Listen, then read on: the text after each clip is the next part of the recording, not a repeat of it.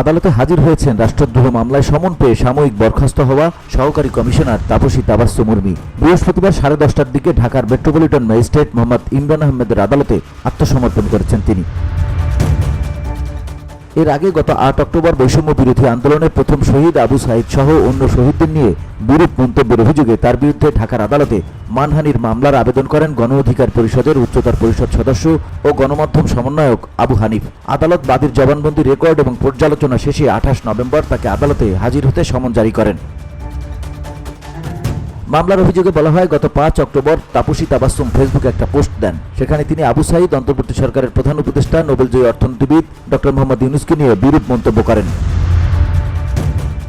এছাড়াও তিনি ইতোমধ্যে আওয়ামী লীগের দোসর হিসেবে পরিচিত হয়েছেন, কেননা সামাজিক যোগাযোগ মাধ্যমে এই উর্মি একের পর এক গুজব ছড়িয়ে যাচ্ছেন, যেসব গুজবের কোনো ভিত্তিই নেই। এক কথায় পতিত স্বৈরাচার শেখ হাসিনার দোসর হিসেবেই কাজ করে চলেছেন এই তাপসী তাবাসসুম উর্মি।